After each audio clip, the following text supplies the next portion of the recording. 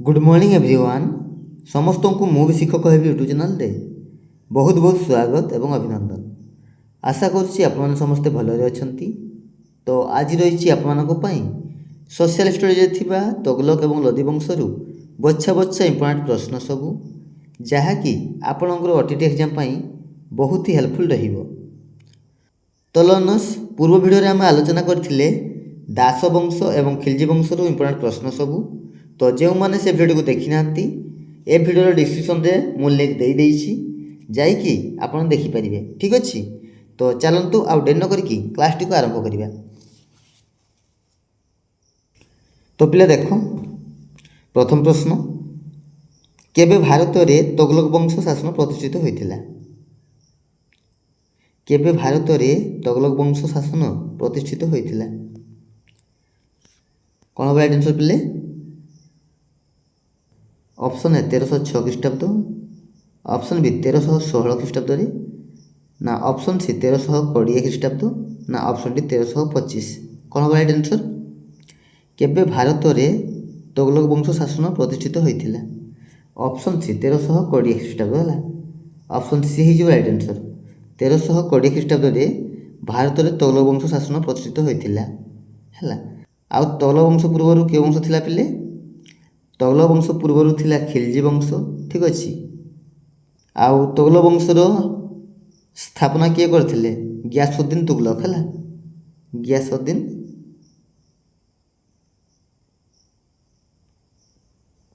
तुगलक। ठीक अच्छे। तो पिला ती मन रखिए, भारत में तगलक वंश शासन प्रतिष्ठित होता 1320 रे आउ यार स्थापना करथिले गियासुद्दीन तुगलक। ठीक अच्छे। नेक्स्ट क्वेश्चन नंबर 2, किए भारत में तगलक वंश शासन प्रतिष्ठाता थिले? किए भारत में तगलक वंश शासन प्रतिष्ठाता थिले? कौन हम राइट आंसर? गाजी मल्लिक। ऑप्शन बी जो राइट आंसर है। अर्थात गियासुद्दीन तुगलक। गियासुद्दीन तुगलकंकर मूल नाम हूँ गाजी मल्लिक। मन रखियो पिले। ठीक अच्छे। भारत में तगलक वंश शासन प्रतिष्ठाता होती गियासुद्दीन तुगलक आ जहाँकर मूल नाम हूँ गाजी मल्लिक। तो मन रखिए पिले। ठीक अच्छे। Ghiyasuddin Tughlaq.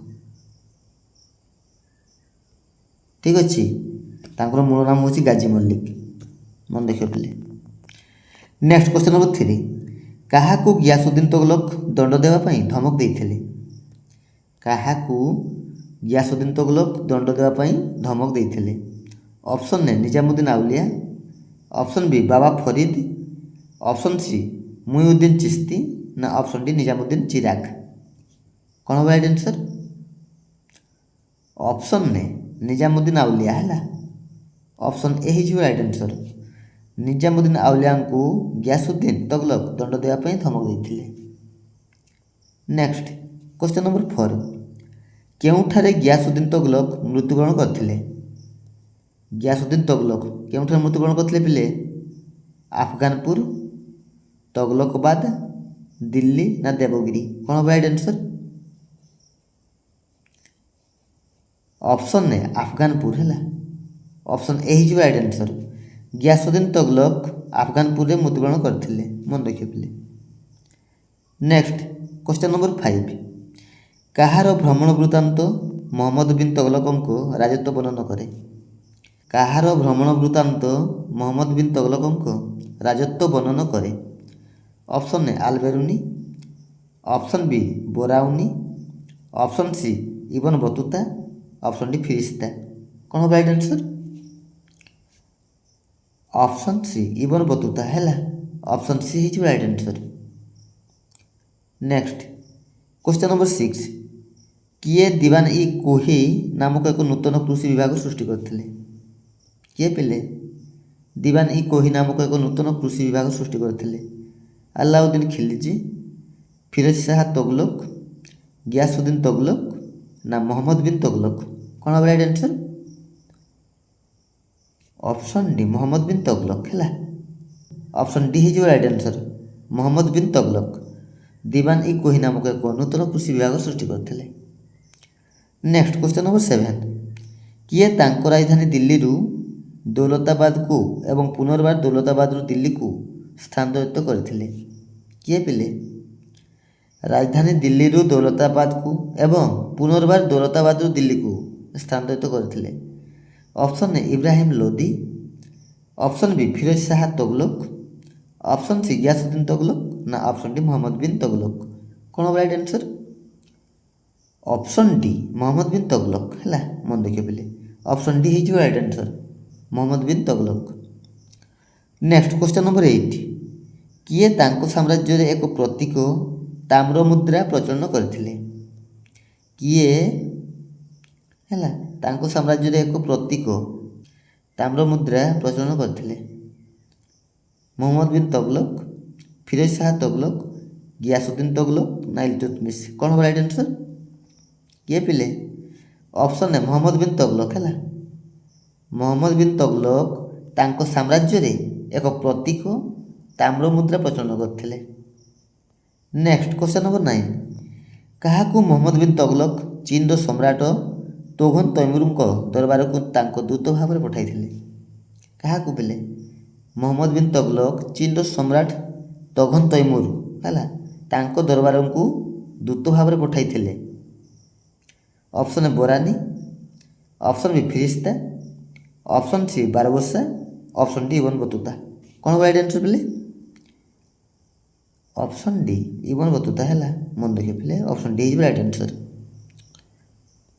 Next question number 10, ପୂର୍ବରୁ ଜିଜିଆ କର ଦେୟରୁ ଛାଡ଼ ପାଇଥିବା ବ୍ରାହ୍ମଣମାନଙ୍କ ଉପରେ କିଏ ଏହି କର ଧାର୍ଯ୍ୟ କରିଥିଲେ? ପୂର୍ବରୁ ଜିଜିଆ କର ଦେୟରୁ ଛାଡ଼ ପାଇଥିବା ବ୍ରାହ୍ମଣମାନଙ୍କ ଉପରେ କିଏ ଏହି କର ଧାର୍ଯ୍ୟ କରିଥିଲେ? Option A Firoz Shah Tughlaq, option B Muhammad bin Tughlaq, option C Alauddin Khilji ନା ଅପସନ୍ ଡି ଗିୟାସୁଦ୍ଦିନ ତଗଲକ? କ'ଣ ହେବ right answer? Option A Firoz Shah Tughlaq ହେଲା। ଅପସନ୍ ଏ ହେଇଯିବ right answer, Firoz Shah Tughlaq. Next question number 11, କେଉଁ ସହରଟି ଫିରୋଜ ଶାହ ତଗଲକଙ୍କ ଦ୍ୱାରା ସ୍ଥାପିତ ହୋଇନଥିଲା? କେଉଁ ସହରଟି ପିଲେ ଫିରୋଜ ଶାହ ତଗଲକଙ୍କ ଦ୍ୱାରା ସ୍ଥାପିତ ହୋଇନଥିଲା? ଫତେହାବାଦ, ତଗଲକାବାଦ, ହିସାର, ଜୌନପୁର? କ'ଣ ହେବ ରାଇଟ୍ ଆନ୍ସର୍? ଅପସନ୍ ବି ତଗଲକାବାଦ ହେଲା। ଅପସନ୍ ବି ହେଇଯିବ ରାଇଟ୍ ଆନ୍ସର୍।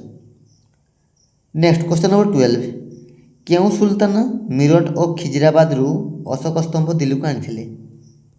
କେଉଁ ସୁଲତାନ ମିରଟ ଓ ଖିଜିରାବାଦରୁ ଅଶୋକ ସ୍ତମ୍ଭ ଦିଲ୍ଲୀକୁ ଆଣିଥିଲେ? Option A Muhammad bin Tughlaq, option B Firoz Shah Tughlaq, option C Jalaluddin Khilji ନା ଅପସନ୍ ଡି ଆଲାଉଦ୍ଦିନ ଖିଲଜି? କ'ଣ ହେବ right answer? Option B Firoz Shah Tughlaq ହେଲା। ଅପସନ୍ ବି ହେଇଯିବ ରାଇଟ୍ ଆନ୍ସର୍। ଫିରୋଜ ଶାହ ତଗଲକ ମିରଟ ଓ ଖିଜିରାବାଦରୁ ଅଶୋକ ସ୍ତମ୍ଭ ଦିଲ୍ଲୀକୁ ଆଣିଥିଲେ। ନେକ୍ସଟ କ୍ୱେଶ୍ଚନ୍ ନମ୍ବର 13, କେଉଁ ସୁଲତାନ ଦାସମାନଙ୍କ ରକ୍ଷଣାବେକ୍ଷଣ ପାଇଁ ଏକ ନୂତନ ବିଭାଗ ସ୍ଥାପନ କରିଥିଲେ? କେଉଁ ସୁଲତାନ ଦାସମାନଙ୍କର ରକ୍ଷଣାବେକ୍ଷଣ ପାଇଁ ଏକ ନୂତନ ବିଭାଗ ସ୍ଥାପନ କରିଥିଲେ? Option A Muhammad bin Tughlaq, option B Firoz Shah Tughlaq, option C Balban ନା ଅପସନ୍ ଡି ଆଲାଉଦ୍ଦିନ ଖିଲଜି? କ'ଣ ହେବ right answer? Option B Firoz Shah Tughlaq ହେଲା। ଅପସନ୍ ବି ହେଇଯିବ ରାଇଟ୍ ଆନ୍ସର୍, ଫିରୋଜ ଶାହ ତଗଲକ ସୁଲତାନ ଦାସମାନଙ୍କ ରକ୍ଷଣାବେକ୍ଷଣ ପାଇଁ ଏକ ନୂତନ ବିଭାଗ ସ୍ଥାପନ କରିଥିଲେ। ନେକ୍ସଟ କ୍ୱେଶ୍ଚନ୍ ନମ୍ବର 14, କିଏ ଫିରୋଜ ଶାହ ତଗଲକଙ୍କ ସଭାର ଐତିହାସିକ ଥିଲେ? କିଏ ପିଲେ ଫିରୋଜ ଶାହ ତଗଲକଙ୍କର ସଭାର ଐତିହାସିକ ଥିଲେ? Option A Ibn Battuta, option B Firishta, option C Afif ନା ଅପସନ୍ ଡି ଜିଆଉଦ୍ଦିନ ବୋରାନି? କ'ଣ ହେବ right answer? Option D Ziauddin Barani ହେଲା। ଅପସନ୍ ଡି ହେଇଯିବ right answer. Next question number 15, କିଏ ଓଡ଼ିଶାର ଯାଜନଗର ଅଧିକାର କରିଥିଲେ? କିଏ ଓଡ଼ିଶାର ଯାଜନଗର ଅଧିକାର କରିଥିଲେ? ମହମ୍ମଦ ବିନ୍ ତଗଲକ, ଗିୟାସୁଦ୍ଦିନ ତଗଲକ, ଫିରୋଜ ଶାହ ତଗଲକ ନା ଆଲାଉଦ୍ଦିନ ଖିଲଜି? କ'ଣ ହେବ right answer? Option C Firoz Shah Tughlaq ହେଲା। ଅପସନ୍ ସି ହେଇଯିବ right answer, Firoz Shah Tughlaq. Next question number 16, ତୈମୁରଲଙ୍ଗଙ୍କ ଭାରତ ଆକ୍ରମଣ ସମୟରେ କେଉଁ ବଂଶ ଦିଲ୍ଲୀ ସୁଲତାନୀୟ ସାମ୍ରାଜ୍ୟ ଶାସନ କରୁଥିଲା? ତୈମୁରଲଙ୍ଗଙ୍କ ଭାରତ ଆକ୍ରମଣ ସମୟରେ କେଉଁ ବଂଶ ପିଲେ ଦିଲ୍ଲୀ ସୁଲତାନୀୟ ସାମ୍ରାଜ୍ୟ ଶାସନ କରୁଥିଲା? ଅପସନ୍ ଏ Mughal, option B Lodi, option C Syed, ନା ଅପସନ୍ ଡି ତଗଲକ ବଂଶ? କ'ଣ ହେବ ରାଇଟ୍ ଆନ୍ସର୍? ଅପସନ୍ ଡି ତଗଲକ ବଂଶ। ଠିକ୍ ଅଛି, ଅପସନ୍ ଡି ହେଇଯିବ right answer. Next question number 17। କିଏ ତଗଲକ ବଂଶର ଶେଷ ଶାସକ ଥିଲେ? କିଏ ତଗଲକ ବଂଶର ଶେଷ ଶାସକ ଥିଲେ? ଦ୍ୱିତୀୟ ଗିୟାସୁଦ୍ଦିନ ତଗଲକ, ନାସିରୁଦ୍ଦିନ ମହମ୍ମଦ ତଗଲକ, ଆଲାଉଦ୍ଦିନ ସିକନ୍ଦର ଶାହା, ନା ଅପସନ୍ ଡି ମାମୁଦ ଶାହା? କ'ଣ ହେବ right answer? Option B Nasiruddin Muhammad Tughlaq ହେଲା। ଅପସନ୍ ବି ହେଇଯିବ right answer, Nasiruddin Muhammad Tughlaq. Next question number 18। Muhammad bin ତୁଗଲକଙ୍କ ମୂଳ ନାମ କ'ଣ ଥିଲା ପିଲେ? ମହମ୍ମଦ ବିନ୍ ତୁଗଲକଙ୍କ ମୂଳ ନାମ ଏଇ କିଛି ସମୟ ପୂର୍ବରୁ ଆଲୋଚନା କରିଥିଲେ, ଗାଜୀ ମଲ୍ଲିକ ନୁହଁ ପିଲେ? ଅପସନ୍ ବି ହେଇଯିବ ରାଇଟ୍ ଆନ୍ସର୍, ଗାଜୀ ମଲ୍ଲିକ। ମହମ୍ମଦ ବିନ୍ ତୁଗଲକଙ୍କ ମୂଳ ନାମ ଥିଲା Ghazi Malik. Next question number 19। ରାଜଧାନୀକୁ ଦିଲ୍ଲୀରୁ ଦୌଲତାବାଦକୁ ସ୍ଥାନାନ୍ତର କରିଥିବା ଶାସକ କିଏ? ରାଜଧାନୀକୁ ଦିଲ୍ଲୀରୁ ଦୌଲତାବାଦକୁ ସ୍ଥାନାନ୍ତର କରିଥିବା ଶାସକ କ'ଣ ହେବ ପିଲେ? ମହମ୍ମଦ ବିନ୍ ତୁଗଲକ ହେଲା। ଅପସନ୍ ସି ହେଇଯିବ right answer. Next question number 20। Token ମୁଦ୍ରା ପ୍ରଚଳନ କରିଥିବା ସୁଲତାନ କିଏ? ଟୋକନ ମୁଦ୍ରା ପ୍ରଚଳନ କରିଥିବା ସୁଲତାନ ଫିରୋଜ ଶାହା, ଗିୟାସୁଦ୍ଦିନ, ମହମ୍ମଦ ବିନ୍ ତୁଗଲକ, ସିକନ୍ଦର ଲୋଦି? କ'ଣ ହେବ ରାଇଟ୍ ଆନ୍ସର୍? ମହମ୍ମଦ ବିନ୍ ତୁଗଲକ ହେଲା। ଅପସନ୍ ସି ହେଇଯିବ right answer, Muhammad bin Tughlaq. Next question number 21। ଦେଖ ପିଲେ, ମହମ୍ମଦ ବିନ୍ ତୁଗଲକଙ୍କ କେଉଁ ଧାତୁର ଟୋକନ ମୁଦ୍ରା ଚଳାଇଥିଲେ? ମହମ୍ମଦ ବିନ୍ ତୁଗଲକ କେଉଁ ଧାତୁର ଟୋକନ ମୁଦ୍ରା ଚଳାଇଥିଲେ ପିଲେ? ସୁନା, ରୂପା, ତମ୍ବା ଓ ପିତ୍ତଳ, ନା ଲୁହା? କ'ଣ ହେବ ରାଇଟ୍ ଆନ୍ସର୍? ଅପସନ୍ ସି ତମ୍ବା ଓ ପିତ୍ତଳ ହେଲା। ଅପସନ୍ ସି ତମ୍ବା ଓ ପିତ୍ତଳ। ଅପସନ୍ ସି ହେଇଯିବ right answer. Next question number 22। Muhammad bin ତୁଗଲକଙ୍କୁ କେଉଁ ନାମରେ ଜଣାଯାଏ? ମହମ୍ମଦ ବିନ୍ ତୁଗଲକଙ୍କୁ କେଉଁ ନାମରେ ଜଣାଯାଏ ପିଲେ? ଦାସମାନଙ୍କ ରାଜା, ବିରୋଧାଭାସର ମିଶ୍ରଣ, ରକ୍ତ ଓ ଲୌହ ନୀତିର ପ୍ରବର୍ତ୍ତକ, ନା ଦ୍ୱିତୀୟ ଆଲେକ୍ଜାଣ୍ଡର? କ'ଣ ହେବ ରାଇଟ୍ ଆନ୍ସର୍? ଅପସନ୍ ବି ବିରୋଧାଭାସର ମିଶ୍ରଣ ହେଲା। ମନେ ରଖିବ ପିଲେ। Next question number 23। Firoz Shah Tughlaq କେଉଁ କର ବିଲୋପ କରିଥିଲେ ପିଲେ? ଜଜିଆ ବ୍ୟତୀତ ଅନେକ କର, ନା ଭୂମି କର, ନା ବ୍ୟବସାୟୀ କର, ନା ଜଳ କର? କ'ଣ ହେବ ରାଇଟ୍ ଆନ୍ସର୍? ଫିରୋଜ ଶାହା ତୁଗଲକ ଜଜିଆ ବ୍ୟତୀତ ଅନେକ କର ହେଲା ବିଲୋପ କରିଥିଲେ। ଅପସନ୍ ଏ ହେଇଯିବ right answer. Next question number 24। Firoz ଶାହାଙ୍କ ଆତ୍ମଜୀବନୀର ନାମ କ'ଣ ଥିଲା? ଫିରୋଜ ଶାହାଙ୍କ ଆତ୍ମଜୀବନୀର ନାମ କ'ଣ ଥିଲା ପିଲେ? ଅପସନ୍ ବି ଫୁତୁହାତ ଇ ଫିରୋଜ ଶାହୀ ହେଲା। ଅପସନ୍ ବି ହେଇଯିବ ରାଇଟ୍ ଆନ୍ସର୍। ମନେ ରଖିବ ପିଲେ, ଫୁତୁହାତ ଇ ଫିରୋଜ ଶାହୀ ଫିରୋଜ ଶାହାଙ୍କ ଆତ୍ମଜୀବନୀର ନାମ ହେଲା। Next question number 25। ତାରିଖ ଇ ଫିରୋଜ ଶାହୀ କିଏ ରଚନା କରିଥିଲେ? ତାରିଖ ଇ ଫିରୋଜ ଶାହୀ କିଏ ରଚନା କରିଥିଲେ ପିଲେ? ଇବନ ବତୁତା, ଜିଆଉଦ୍ଦିନ ବରନି, ଆମିର ଖୁସରୁ, ଅବୁଲ ଫଜଲ? କ'ଣ ହେବ right answer? Ziauddin Barani. Option B ହେଇଯିବ ରାଇଟ୍ ଆନ୍ସର୍ ହେଲା। ତାରିଖ ଇ ଫିରୋଜ ଶାହୀ ଜିଆଉଦ୍ଦିନ ବରନି ରଚନା କରିଥିଲେ। Next question number 26। ଇବନ ବତୁତାଙ୍କ ଭ୍ରମଣ ବୃତ୍ତାନ୍ତର ନାମ କ'ଣ ଥିଲା ପିଲେ? ଇବନ ବତୁତାଙ୍କ ଭ୍ରମଣ ବୃତ୍ତାନ୍ତର ନାମ ରିହଲା, ଆକବରନାମା, ବାବରନାମା, ତୁଜୁକ ଇ ବାବରୀ? କ'ଣ ହେବ ରାଇଟ୍ ଆନ୍ସର୍? ଅପସନ୍ ଏ ରିହଲା ହେଲା। ଇବନ ବତୁତାଙ୍କ ଭ୍ରମଣ ବୃତ୍ତାନ୍ତର ନାମ ଥିଲା ରିହଲା। ଅପସନ୍ ଏ ହେଇଯିବ ରାଇଟ୍ ଆନ୍ସର୍। ମନେ ରଖିବ ପିଲେ, ଭେରି ଭେରି ଇମ୍ପୋର୍ଟାଣ୍ଟ। ପ୍ରତ୍ୟେକଟି ପ୍ରଶ୍ନ ଆପଣଙ୍କ ପାଇଁ ଭେରି ଭେରି ଇମ୍ପୋର୍ଟାଣ୍ଟ ହେଲା। ଆଉ ପ୍ରତିଟି କ୍ୱେଶ୍ଚନକୁ ମନେ ରଖିବାକୁ ଚେଷ୍ଟା କରିବେ। ଦେଖ ପିଲା ନେକ୍ସଟ क्वेश्चन नंबर 27 कृषि विभाग दीवान इ कोही किए स्थापन करथिले पिले? कृषि विभाग दीवान इ कोही किए स्थापन करथिले? मोहम्मद बिन तुगलक हैला। Option B is right answer, Muhammad bin Tughlaq. Next question number 28 Tughlaqnama किए रचना करथिले? तुगलकनामा किए रचना करथिले? आमिर खुसरू, बरानी, इबन बतूता ना अबुल फजल? कौन होगा right answer? Amir Khusrau. Option A is right answer. Tughlaqnama रचना करथिले आमिर खुसरू हैला। Option A is right answer मन रखियो। Next question number 29 Timur Bharat आक्रमण केबे करथिले? तैमूर भारत आक्रमण केबे करथिले? ऑप्शन ए 1398 ख्रीष्टाब्द रे हैला। Option A is right answer 1398 ख्रीष्टाब्द रे। Next question number 30 Firoz Shah Tughlaq केउं विभाग स्थापन करथिले? फिरोज शाह तुगलक केउं विभाग स्थापन करथिले पिले? ऑप्शन डी दीवान इ खैरात हैला। Option D is right answer, Diwan i Khairat. Next question number 31 Mohammad bin Tughlaq केउं देश जय करबाकू चाहुथिले? मोहम्मद बिन तुगलक केउं वंश जय करबाकू चाहुथिले? चीन, पारस्य, खुरासान, जापान? कौन right answer? Option C Khurasan हैला। Option C is right answer, Khurasan. Next question number 32 किए लोदी वंश शासनर प्रतिष्ठाता थिले? किए लोदी वंश शासनर प्रतिष्ठाता थिले? Option A Ibrahim Lodi, option B Bahlol Lodi, option C Sikandar Lodi, option D Bahram Lodi? कौन होगा राइट आंसर पिले? लोदी वंश शासनर प्रतिष्ठाता थिले बाहलाल लोदी हैला। ऑप्शन बी है जो राइट आंसर, बाहलाल लोदी मन रखिए पिले। नेक्स्ट क्वेश्चन नंबर 33 दिल्ली सुल्तानतर शेष वंश केउंटी थिला? दिल्ली सुल्तानतर शेष वंश खिलजी वंश, तुगलक वंश, लोदी वंश ना सैयद वंश? कौन होगा राइट आंसर? दिल्ली सुल्तानतर शेष वंश थिला लोदी वंश हैला। ऑप्शन सी है जो राइट आंसर, लोदी वंश।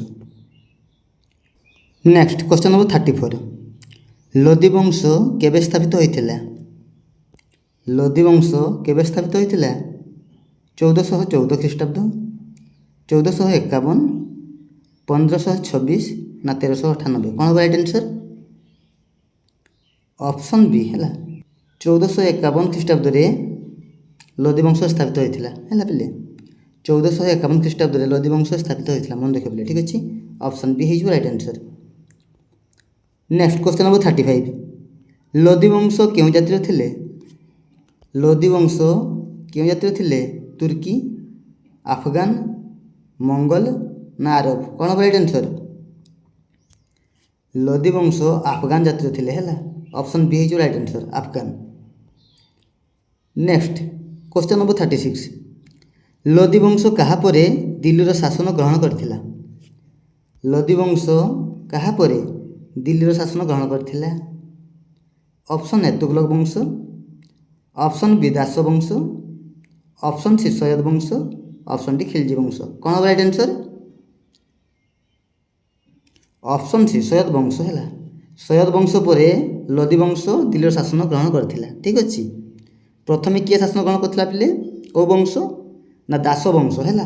प्रथमे होछि दास वंश, तापर खिलजी वंश, तापर तुगलक वंश, तापर सैयद, तापर लोदी हैला मन रखियो। नेक्स्ट क्वेश्चन नंबर 37 बाहलोल लोदी को उत्तराधिकारी किए थिले? बाहलोल लोदी को उत्तराधिकारी किए थिले पिले? इब्राहिम लोदी, सिकंदर लोदी, दाऊलत खां, बाबर? कौन होगा राइट आंसर? बाहलोल लोदी को उत्तराधिकारी किए थिले? ऑप्शन बी सिकंदर लोदी हैला। ऑप्शन बी है जो राइट आंसर, बाहलोल लोदी को उत्तराधिकारी थिले सिकंदर लोदी मन रखिए पिले। Next question number 38 Sikandar Lodi प्रकृत नाम कौन थिला? सिकंदर लोदी प्रकृत नाम कौन थिला पिले? निजाम खां, जौना खां, उलुख खां ना गाजी मलिक? କ'ଣ ହେବ right answer? Option A Nizam Khan ହେଲା। ସିକନ୍ଦର ଲୋଦୀଙ୍କ ପ୍ରକୃତ ନାମ ଥିଲା ନିଜାମ ଖାଁ, ମନେ ରଖିବ ପିଲେ। Next question number 39। Sikandar Lodhi କେଉଁ ଉପନାମରେ କବିତା ଲେଖୁଥିଲେ? ସିକନ୍ଦର ଲୋଦୀ କେଉଁ ଉପନାମରେ କବିତା ଲେଖୁଥିଲେ ପିଲେ? ତୁଗଲକ, ଆଲମ, ନାସିର, ଗୁଲରୁଖ। କ'ଣ ହେବ ରାଇଟ୍ ଆନ୍ସର୍? ଅପସନ୍ ଡି ହେଲା ଗୁଲରୁଖ। ଅପସନ୍ ଡି ହେଇଯିବ ରାଇଟ୍ ଆନ୍ସର୍। ସିକନ୍ଦର ଲୋଦୀ ଗୁଲରୁଖ ଉପନାମରେ କବିତା ଲେଖୁଥିଲେ, ମନେ ରଖିବ ପିଲେ। Next question number 40। ଲୋଦୀ ବଂଶର ସବୁଠାରୁ ଶକ୍ତିଶାଳୀ ଶାସକ କିଏ? ଲୋଦୀ ବଂଶର ସବୁଠାରୁ ଶକ୍ତିଶାଳୀ ଶାସକ କିଏ ପିଲେ? Option A Bahlul Lodi, option B Sikandar Lodi, option C Ibrahim Lodi, option D Alam Shah. କ'ଣ ହେବ ରାଇଟ୍ ଆନ୍ସର୍? ଲୋଦୀ ବଂଶର ସବୁଠାରୁ ଶକ୍ତିଶାଳୀ ଶାସକ ମନେ ରଖିବ ପିଲେ ଅପସନ୍ ବି ସିକନ୍ଦର ଲୋଦୀ ହେଲା। ଅପସନ୍ ବି ହେଇଯିବ right answer Sikandar Lodhi. Next question number 41। Lodhi ବଂଶର ଶେଷ ଶାସକ କିଏ ଥିଲେ? ଲୋଦୀ ବଂଶର ଶେଷ ଶାସକ କିଏ ଥିଲେ?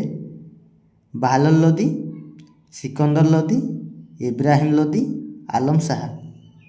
କ'ଣ ହେବ right answer? Option C Ibrahim Lodhi.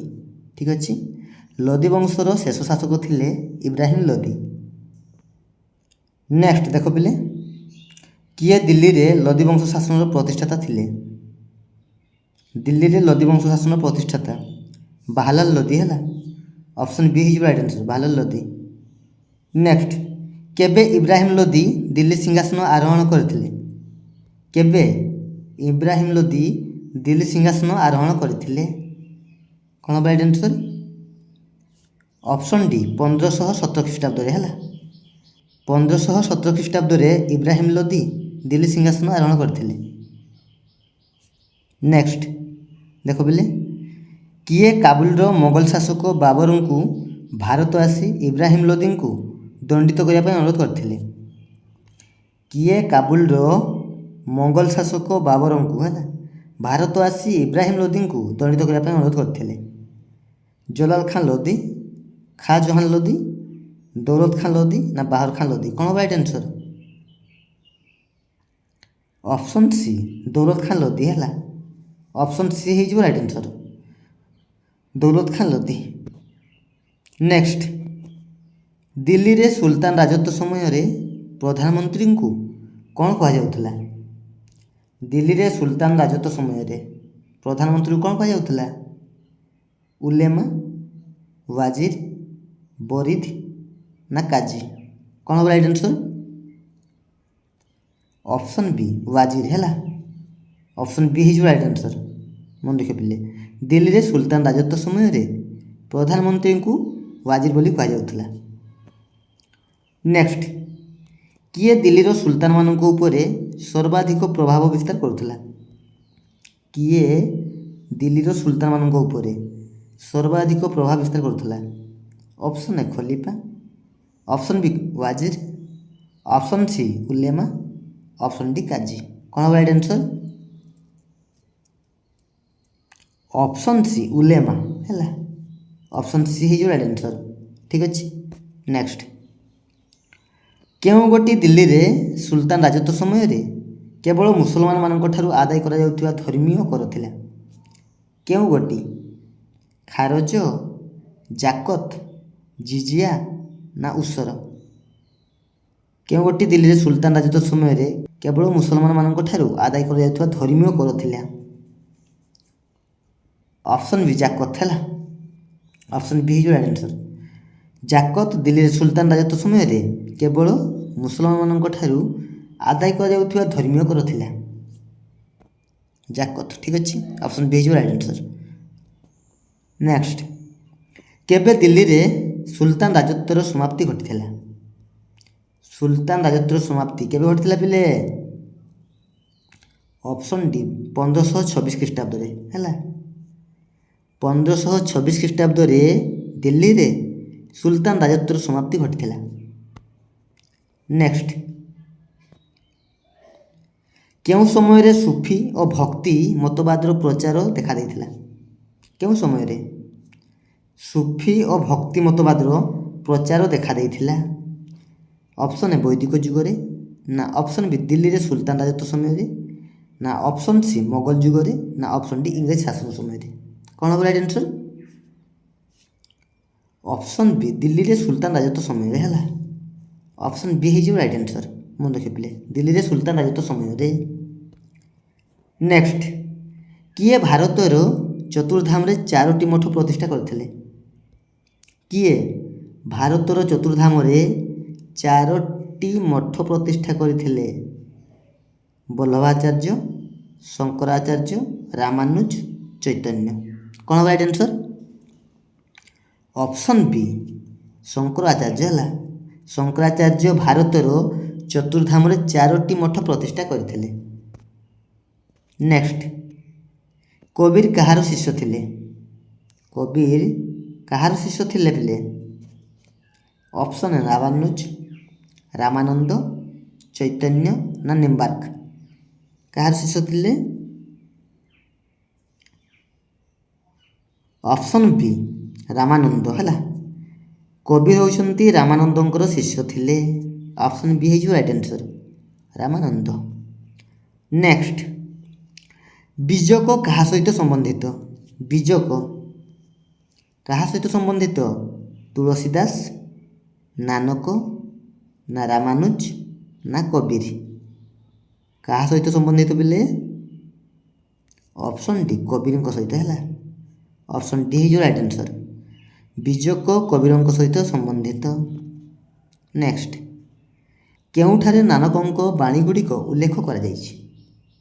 କେଉଁଠାରେ ନାନକଙ୍କ ବାଣୀଗୁଡ଼ିକ ଉଲ୍ଲେଖ କରାଯାଇଛି?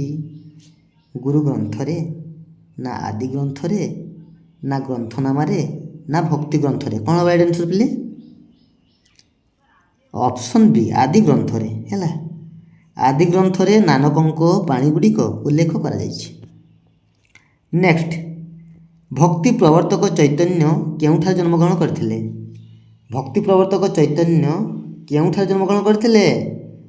Option A Prayag, option B Nadia, option C Tirupati, option D Puri. କ'ଣ ହେବ ରାଇଟ୍ ଆନ୍ସର୍?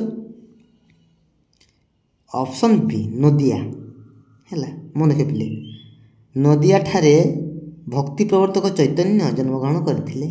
ଠିକ୍ ଅଛି। ନେକ୍ସଟ, କିଏ ଭାରତରେ ସୁଫି ମତବାଦର ପ୍ରଥମ ପ୍ରଚାରକ ଥିଲେ? ଭାରତରେ ସୁଫି ମତବାଦର ପ୍ରଥମ ପ୍ରଚାରକ ଥିଲେ ସେ ହେଉଛନ୍ତି କିଏ? Option B Hazrat Khwaja Muinuddin Chishti. ଠିକ୍ ଅଛି, ଅପସନ୍ ବି ହେଇଯିବ right answer, Hazrat Khwaja Muinuddin Chishti. Next, ସତ୍ୟପୀରର ପ୍ରତିଷ୍ଠାତା କିଏ ଥିଲେ? ସତ୍ୟପୀରର ପ୍ରତିଷ୍ଠାତା ହୁସେନ ଶାହା, ଜୈନୁଲ ଆବେଦିନ, ଆବୁଲ ଫଜଲ, ବଦାଉନି। କ'ଣ ହେବ ରାଇଟ୍ ଆନ୍ସର୍? ଅପସନ୍ ଏ ହେଲା ହୁସେନ ଶାହା। ଠିକ୍ ଅଛି, ଅପସନ୍ ଏ ହେଇଯିବ ରାଇଟ୍ ଆନ୍ସର୍। ହୁସେନ ଶାହା ସତ୍ୟପୀରର ପ୍ରତିଷ୍ଠାତା ଥିଲେ। ନେକ୍ସଟ, ସତ୍ୟପୀର କ'ଣ ସୁଫି ଦର୍ଶନ ସମ୍ବଳିତ ଏକ ପୁସ୍ତକ, ନା ଉଭୟ ହିନ୍ଦୁ ଓ ମୁସଲମାନମାନଙ୍କ ଦ୍ୱାରା ପାଳନ କରାଯାଉଥିବା ଏକ ଉତ୍ସବ, ନା ଉଭୟ ହିନ୍ଦୁ ମୁସଲମାନମାନଙ୍କ ଦ୍ୱାରା ପୂଜିତ ଏକ ମତବାଦ, ନା ଇସଲାମ ଧର୍ମ ପ୍ରଚାର କରୁଥିବା ଏକ ଗୋଷ୍ଠୀ। କ'ଣ ହେବ ରାଇଟ୍ ଆନ୍ସର୍ ପିଲେ? ଅପସନ୍ ସି ଉଭୟ ହିନ୍ଦୁ ଓ ମୁସଲମାନମାନଙ୍କ ଦ୍ୱାରା ପୂଜିତ ଏକ ମତବାଦ ହେଲା। ଉଭୟ ହିନ୍ଦୁ ଓ ମୁସଲମାନମାନଙ୍କ ଦ୍ୱାରା ପୂଜିତ ଏକ ମତବାଦ। ତ ଅପସନ୍ ସି ହେଇଯିବ ରାଇଟ୍ ଆନ୍ସର୍। ନେକ୍ସଟ, କେବେ ବାବର ଭାରତକୁ ତାଙ୍କର ପ୍ରଥମ ଅଭିଯାନରେ ଅଗ୍ରସର ହୋଇଥିଲେ? କେବେ ବାବର ଭାରତକୁ ତାଙ୍କର ପ୍ରଥମ ଅଭିଯାନରେ ଅଗ୍ରସର ହୋଇଥିଲେ? 1519 ଖ୍ରୀଷ୍ଟାବ୍ଦରେ, ନା 1522 ଖ୍ରୀଷ୍ଟାବ୍ଦରେ, ନା 1524, ନା 1526। କେବେ? କ'ଣ ହେବ ରାଇଟ୍ ଆନ୍ସର୍? ଅପସନ୍ ଏ 1519 ଖ୍ରୀଷ୍ଟାବ୍ଦରେ ବାବର ଭାରତକୁ ତାଙ୍କର ପ୍ରଥମ ଅଭିଯାନରେ ଅଗ୍ରସର ହୋଇଥିଲେ। ନେକ୍ସଟ, କେବେ ପ୍ରଥମ ପାନିପଥ ଯୁଦ୍ଧ ସଂଗଠିତ ହୋଇଥିଲା? ପ୍ରଥମ ପାନିପଥ ଯୁଦ୍ଧ ହେଲା କେବେ ସଂଗଠିତ ହୋଇଥିଲା ପିଲେ? କ'ଣ ହେବ ରାଇଟ୍ ଆନ୍ସର୍? ଅପସନ୍ ବି 1526 ଖ୍ରୀଷ୍ଟାବ୍ଦରେ ହେଲା। ପ୍ରଥମ ପାନିପଥ ଯୁଦ୍ଧ 1526 ଖ୍ରୀଷ୍ଟାବ୍ଦରେ ସଂଗଠିତ ହୋଇଥିଲା।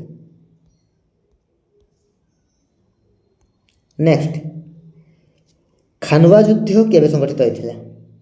ଖାନୱା ଯୁଦ୍ଧ କ'ଣ ହେବ ରାଇଟ୍ ଆନ୍ସର? ଅପସନ୍ ବି 1527ରେ ହେଲା। 1527 ଖ୍ରୀଷ୍ଟାବ୍ଦରେ ଖାନୱା ଯୁଦ୍ଧ ସଂଗଠିତ ହୋଇଥିଲା। ନେକ୍ସଟ, ଖାନୱା ଯୁଦ୍ଧରେ ବାବର କାହାକୁ ପରାସ୍ତ କରିଥିଲେ? ଖାନୱା ଯୁଦ୍ଧରେ ବାବର କାହାକୁ ପରାସ୍ତ କରିଥିଲେ? ଇବ୍ରାହିମ ଲୋଦି, ନସରତ ଶାହା, ମାମୁଦ ଲୋଦି, ରାଣା ସଂଗ୍ରାମ ସିଂ। ତ କ'ଣ ହେବ right answer? Option D Rana Sangram Singh ହେଲା। ଅପସନ୍ ଡି ହେଇଯିବ ରାଇଟ୍ ଆନ୍ସର। ନେକ୍ସଟ, ଘଗ୍ରା ଯୁଦ୍ଧ କେବେ ସଂଗଠିତ ହୋଇଥିଲା? ଘଗ୍ରା ଯୁଦ୍ଧ କେବେ ସଂଗଠିତ ହୋଇଥିଲା? କ'ଣ ହେବ ରାଇଟ୍ ଆନ୍ସର? ଅପସନ୍ ସି 1529 ଖ୍ରୀଷ୍ଟାବ୍ଦରେ। 1529 ଖ୍ରୀଷ୍ଟାବ୍ଦରେ ଘଗ୍ରା ଯୁଦ୍ଧ ସଂଗଠିତ ହୋଇଥିଲା। ନେକ୍ସଟ, ଚୌସା ଯୁଦ୍ଧରେ କିଏ ପରାସ୍ତ ହୋଇଥିଲେ? ଚୌସା ଯୁଦ୍ଧରେ କିଏ ପରାସ୍ତ ହୋଇଥିଲେ? ଶେରଶାହ, ଜଲାଲ ଖାଁ, ଆକବର ନା ହୁମାୟୁନ? କ'ଣ ହେବ right answer? Option D Humayun ହେଲା। ଚୌସା ଯୁଦ୍ଧରେ ହୁମାୟୁନ ପରାସ୍ତ ହୋଇଥିଲେ।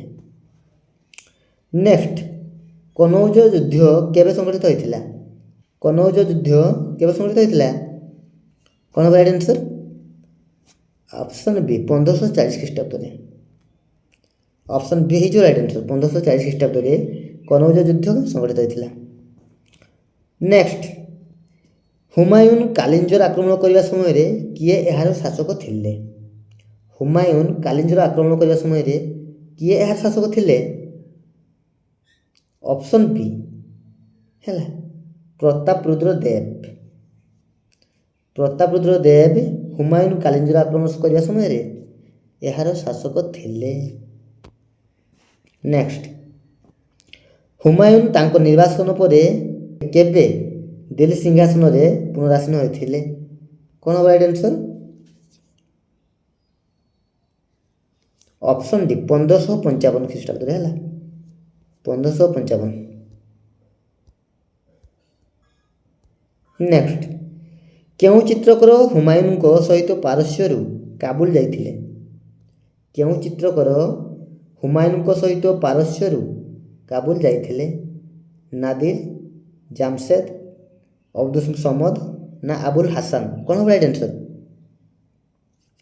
ଅପସନ୍ ସି ଅବଦୁସ ସମଦ ହେଲା। ଅପସନ୍ ସି ହେଇଯିବ ରାଇଟ୍ ଆନ୍ସର। ନେକ୍ସଟ, ଭାରତର ଶାସକ ହେବା ପରେ ଶେରଶାହାଙ୍କ ଦ୍ୱାରା ବିଜିତ ପ୍ରଥମ ରାଜ୍ୟ କେଉଁଟି ଥିଲା?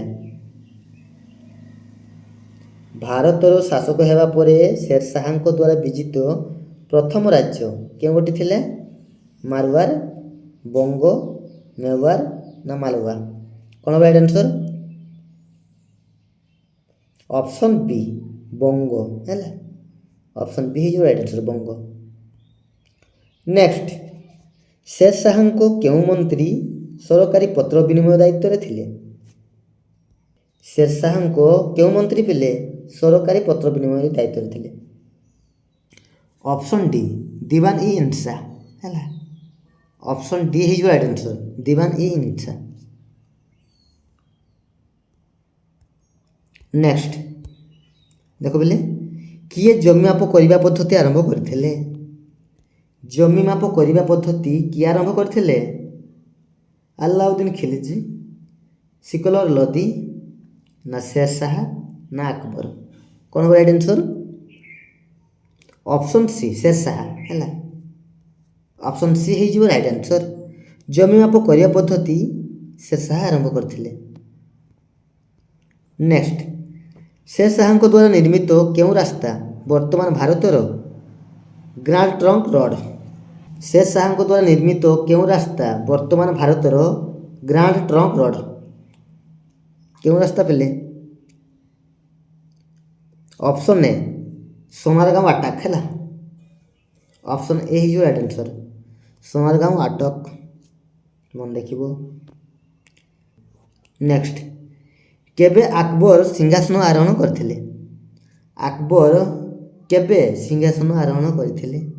1526, 1530, 1540 ନା 1556ରେ? କ'ଣ ହେବ ରାଇଟ୍ ଆନ୍ସର୍? ଅପସନ୍ ଡି 1556ରେ ହେଲା। ଅପସନ୍ ଡି ହେଇଯିବ ରାଇଟ୍ ଆନ୍ସର୍। 1556 ଖ୍ରୀଷ୍ଟାବ୍ଦରେ ଆକବର ସିଂହାସନ ଆରୋହଣ କରିଥିଲେ। ନେକ୍ସଟ, କାହା ରାଜତ୍ୱ ସମୟରେ ଦ୍ୱିତୀୟ ପାନିପଥ ଯୁଦ୍ଧ ସଂଗଠିତ ହୋଇଥିଲା? କାହା ରାଜତ୍ୱ ସମୟରେ ଦ୍ୱିତୀୟ ପାନିପଥ ଯୁଦ୍ଧ ସଂଗଠିତ ହୋଇଥିଲା? ବାବର, ହୁମାୟୁନ, ଆକବର ନା ଶେରଶାହ? କାହା ରାଜତ୍ୱ ସମୟରେ? ଆକବରଙ୍କ ରାଜତ୍ୱ ସମୟରେ ହେଲା। ଅପସନ୍ ସି ହେଇଯିବ ରାଇଟ୍ ଆନ୍ସର୍। ଆକବରଙ୍କ ରାଜତ୍ୱ ସମୟରେ ଦ୍ୱିତୀୟ ପାନିପଥ ଯୁଦ୍ଧ ସଂଗଠିତ ହୋଇଥିଲା। ନେକ୍ସଟ, ଆକବର ବାଳକ ଥିବା ସମୟରେ କିଏ ତାଙ୍କ ଘରୋଇ ଶିକ୍ଷକ ଥିଲେ? ଆକବର ଯେତେବେଳେ ବାଳକ ଥିଲେ ସେ ସମୟରେ ତାଙ୍କର ଘରୋଇ ଶିକ୍ଷକ କିଏ ଥିଲେ? କାମରାନ, ମୁକମ ଖାଁ, ବୈରାମ ଖାଁ, ଅବଦୁଲ ଲତିଫ। କ'ଣ ହେବ right answer? Option D Abdul Latif ହେଲା। ଅପସନ୍ ଡି ହେଇଯିବ right answer, Abdul Latif. Next, Bairam ଖାଁଙ୍କ ପୂର୍ବରୁ କିଏ ଆକବରଙ୍କ ଅଭିଭାବକ ଥିଲେ? ବୈରାମ ଖାଁଙ୍କ ପୂର୍ବରୁ କିଏ ଆକବରଙ୍କ ଅଭିଭାବକ ଥିଲେ? ଅବଦୁଲ ଲତିଫ, ମୁନିମ ଖାଁ, କାମରାନ ନା ହମିଦା ବାବୁ? କ'ଣ ହେବ ରାଇଟ୍ ଆନ୍ସର୍? ଅପସନ୍ ବି ମୁନିମ ଖାଁ ହେଲା। ଅପସନ୍ ବି ହେଇଯିବ ରାଇଟ୍ ଆନ୍ସର୍, ମୁନିମ ଖାଁ। ନେକ୍ସଟ, କେଉଁଠାରେ ଆକବର ସମ୍ରାଟ ଭାବେ ଘୋଷିତ ହୋଇଥିଲେ? ଆକବର ସମ୍ରାଟ ଭାବେ ଘୋଷିତ ହୋଇଥିଲେ କେଉଁଠାରେ ପିଲେ? ଅପସନ୍ ସି କାଲାନୌର ହେଲା। ଅପସନ୍ ସି ହେଇଯିବ ରାଇଟ୍ ଆନ୍ସର୍, କାଲାନୌର।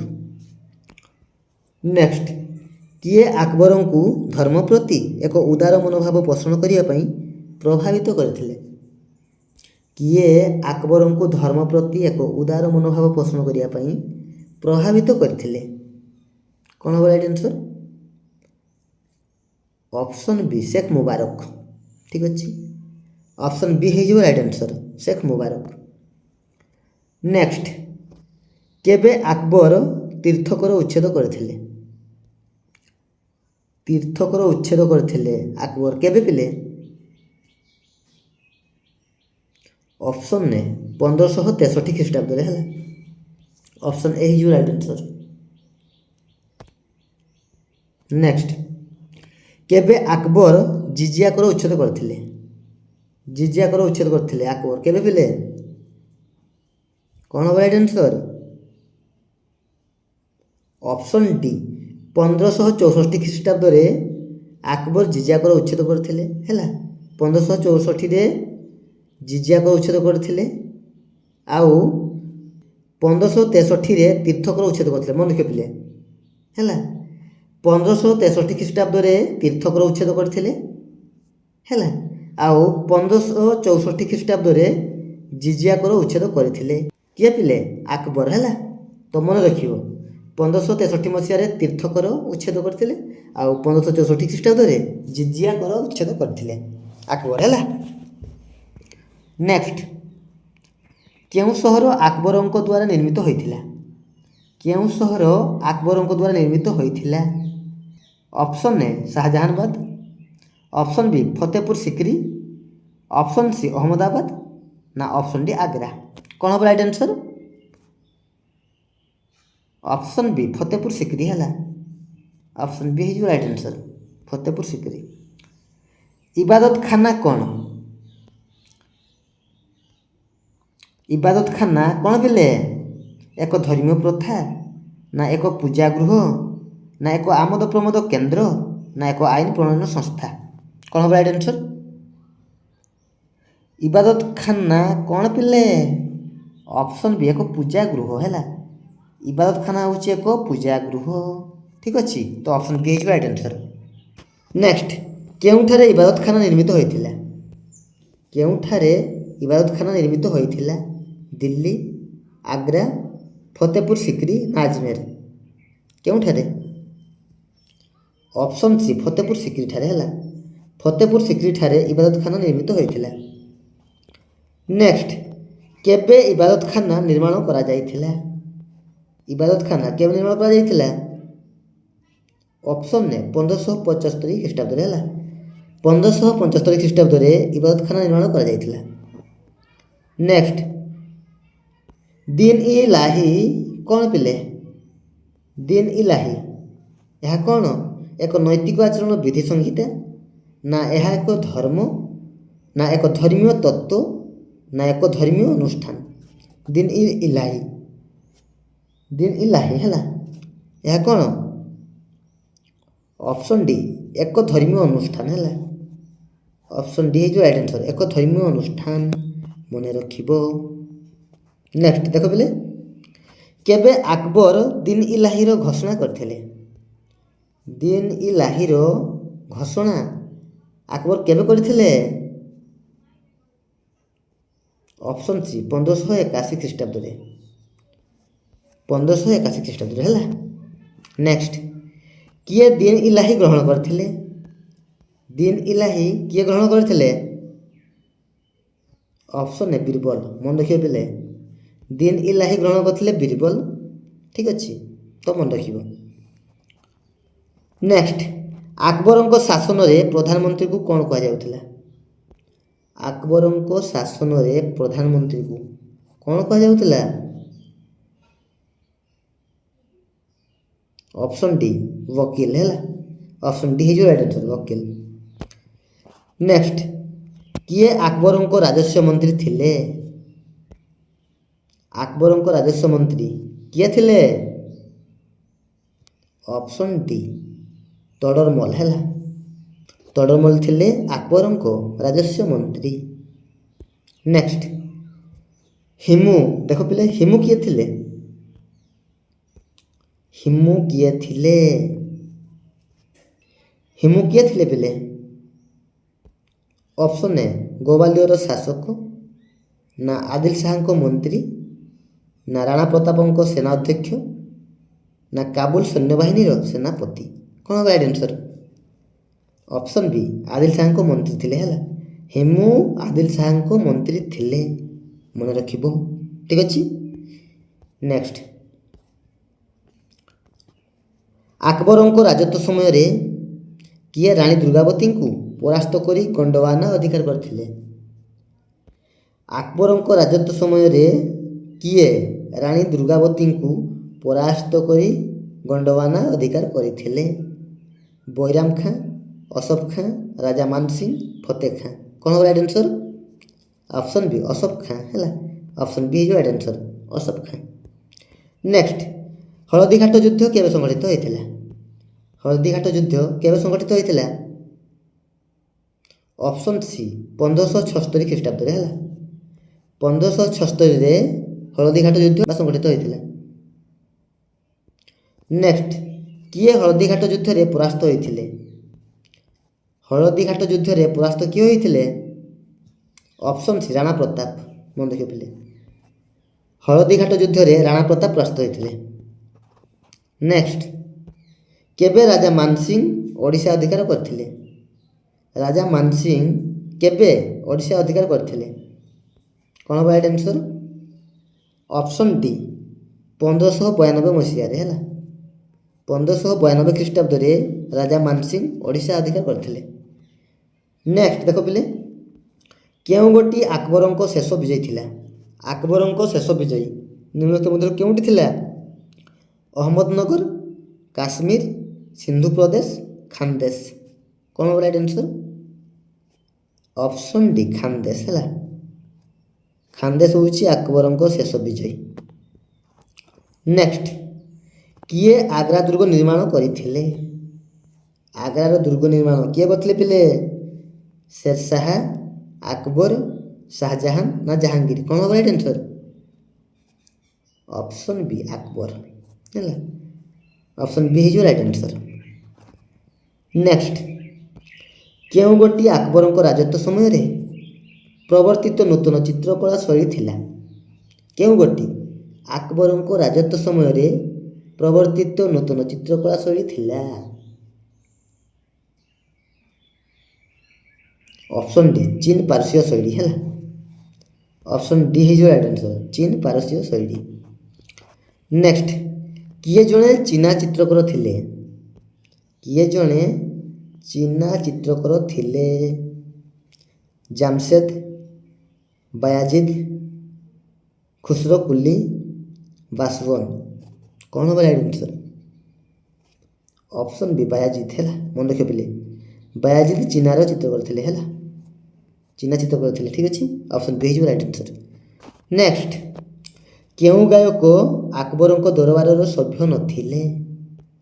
କେଉଁ ଗାୟକ ଆକବରଙ୍କ ଦରବାରର ସଭ୍ୟ ନଥିଲେ? ବାବା ରାମଦାସ, ବାଜ ବାହାଦୁର, ତାନସେନ, ବୈଜୁ ବାବରା। କ'ଣ ହେବ right answer? Option D Baiju ବାବରା ହେଲା, ଅପସନ୍ ଡି ହେଇଯିବ ରାଇଟ୍ ଆନ୍ସର୍। ନେକ୍ସଟ, କେଉଁ କବି ଆକବରଙ୍କ ରାଜତ୍ୱ ସମୟର ଅନ୍ତର୍ଗତ ନଥିଲେ? କେଉଁ କବି ଆକବରଙ୍କ ରାଜତ୍ୱ ସମୟର ଅନ୍ତର୍ଗତ ନଥିଲେ? କ'ଣ ହେବ ରାଇଟ୍ ଆନ୍ସର୍ ପିଲେ? ଅପସନ୍ ଡି ଆବୁ ଜାଲ୍ଲି ହେଲା, ଅପସନ୍ ଡି ହେଇଯିବ ରାଇଟ୍ ଆନ୍ସର୍, ଆବୁ ଜାଲ୍ଲି। ନେକ୍ସଟ, ଆକବରଙ୍କ ଦରବାରରେ କିଏ କବିରାଜ ଉପାଧି ପାଇଥିଲେ? ଆକବରଙ୍କ ଦରବାରରେ କିଏ କବିରାଜ ଉପାଧି ପାଇଥିଲେ? ତୁଳସୀ ଦାସ, ରସଖାଁ, ବୀରବଲ ନା ସୁରଦାସ? କ'ଣ ହେବ right answer? Option C Birbal ହେଲା, ଅପସନ୍ ସି ହେଇଯିବ ରାଇଟ୍ ଆନ୍ସର୍। ବୀରବଲ ଆକବରଙ୍କ ଦରବାରରେ କବିରାଜ ଉପାଧି ପାଇଥିଲେ, ମନେ ରଖିବ ପିଲେ। ଠିକ୍ ଅଛି। ନେକ୍ସଟ, ତବାକତ ଇ ଆକବରୀର ରଚୟିତା କିଏ ଥିଲେ? ତବାକତ ଇ ଆକବରୀର ରଚୟିତା କ'ଣ ହେବ right answer? Option B Nizamuddin Ahmad ହେଲା, ନିଜାମୁଦ୍ଦିନ ଅହମ୍ମଦ ତବାକତ ଇ ଆକବରୀର ରଚୟିତା। ନେକ୍ସଟ, ଆଇନ ଇ ଆକବରୀର ରଚନା କିଏ କରିଥିଲେ? ଆଇନ ଇ ଆକବରୀ ହେଲା, କିଏ ରଚନା କରିଥିଲେ ପିଲେ? ଅପସନ୍ ଡି ଆବୁଲ ଫଜଲ ହେଲା, ଆଇନ ଇ ଆକବରୀ ଆବୁଲ ଫଜଲ ରଚନା କରିଥିଲେ।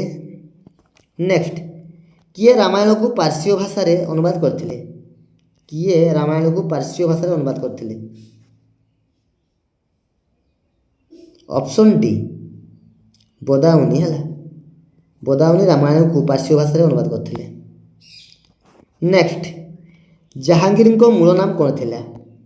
ଜାହାଙ୍ଗୀରଙ୍କ ମୂଳ ନାମ ଫରିଦ, ସଲିମ, ଖୁରମ, ମୁରାଦ। କ'ଣ ହେବ ରାଇଟ୍ ଆନ୍ସର୍?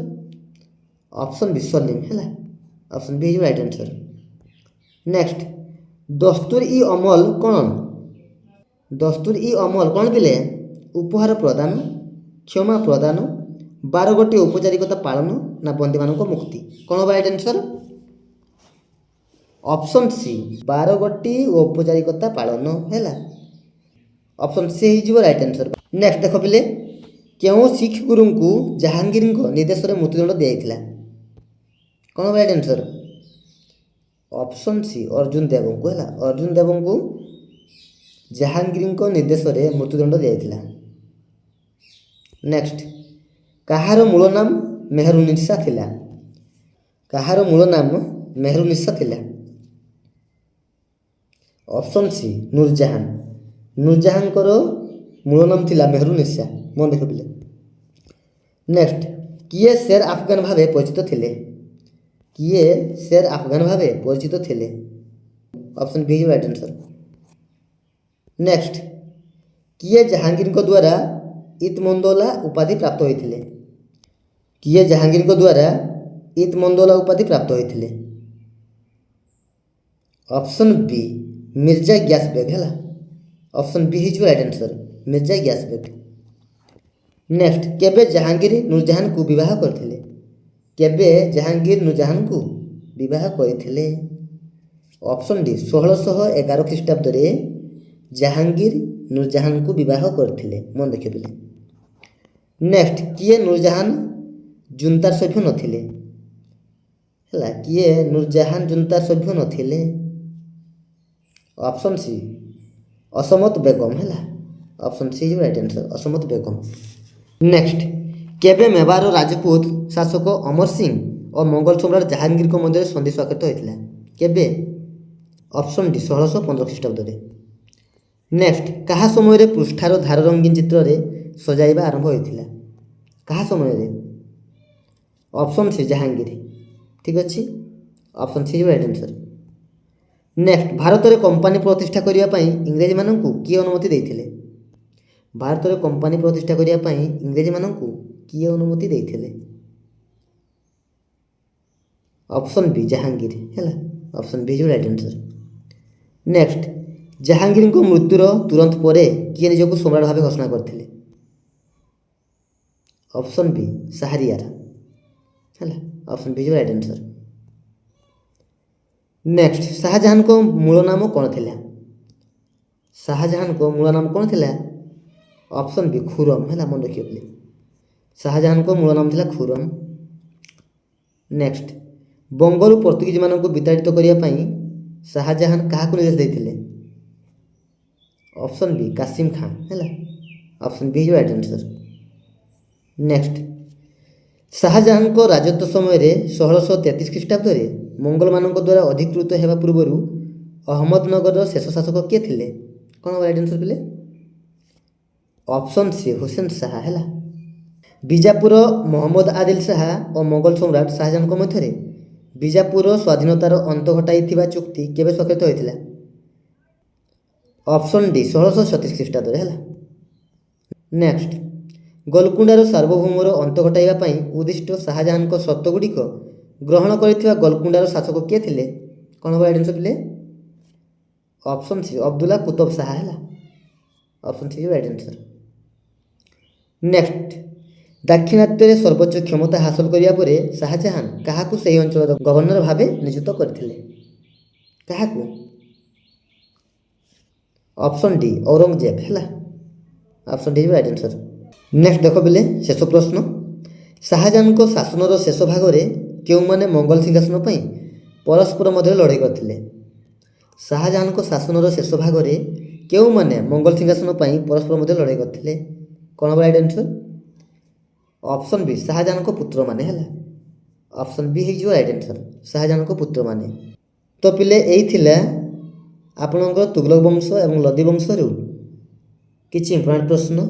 ପ୍ରତ୍ୟେକଟି ପ୍ରଶ୍ନ ଆପଣମାନଙ୍କ ପାଇଁ ଇମ୍ପୋର୍ଟାଣ୍ଟ ରହୁଛି, ତେଣୁ ଭିଡ଼ିଓଟିକୁ ଶେଷ ପର୍ଯ୍ୟନ୍ତ ଦେଖିବେ ଏବଂ ପ୍ରତ୍ୟେକଟି ପ୍ରଶ୍ନକୁ ମନେ ରଖିବା ପାଇଁ ଚେଷ୍ଟା କରିବେ। ଠିକ୍ ଅଛି? ତ ଆଉ ଗୋଟେ ନୂଆ ଭିଡ଼ିଓ ଦେଖା ହେବା। ସେ ପର୍ଯ୍ୟନ୍ତ ରହୁଛି। ଧନ୍ୟବାଦ। ଜୟ ଜଗନ୍ନାଥ।